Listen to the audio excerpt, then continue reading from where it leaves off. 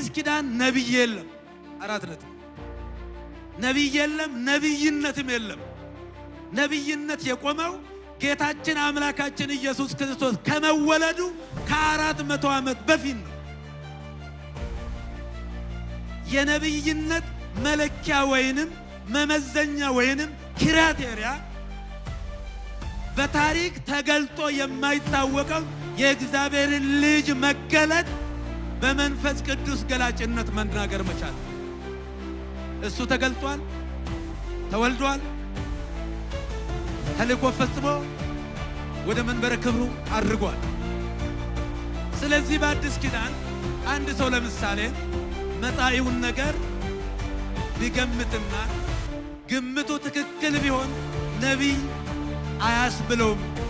ሩቅ አሳቢ፣ አርቆ አሳቢ፣ ጥሩ አእምሮ ያለው ይባላል እንጂ በሌላ መንገድም በብቃት ደረጃው እንኳ ቢሆን በቅድስና ደረጃው እንኳ ቢሆን ሰው ወደፊት የሚሆነውን ነገር የሚፈጸመውን ነገር ቢናገር ነቢይ አያስብለው።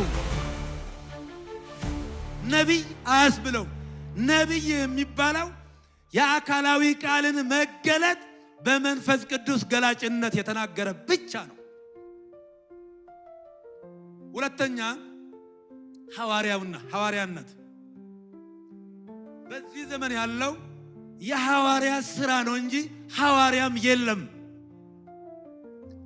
ሐዋርያት ጌታ የመረጣቸው 12ቱ አእማድ የመንግሥተ ሰማያት ቁልፍ የሰጣቸው ወንጌልን እንዲሰብኩ ቤተክርስቲያንን እንዲሰሩ እንዲሰበስቡ ሞቱንና ትንሣኤውን እንዲሰብኩ የመረጣቸው 12ቱ ሐዋርያትና ከ8 ዓመት በኋላ ደግሞ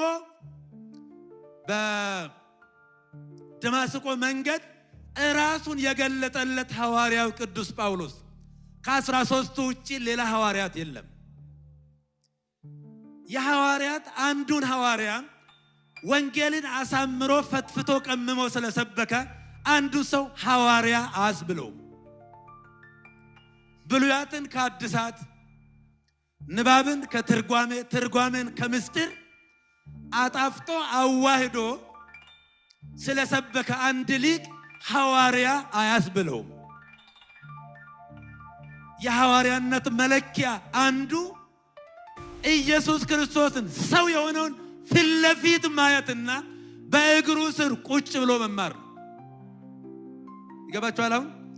ስለዚህ ከዚህ ውጪ በአዲስ ኪዳን የሐዋርያት ሥራ ወንጌልን መስበክ፣ ክርስቶስን መስበክ ይሄ ነው ያለው እንጂ ሐዋርያ እንትና የሚባል ነገር የለም። ቤተክርስቲያን አታውቀው።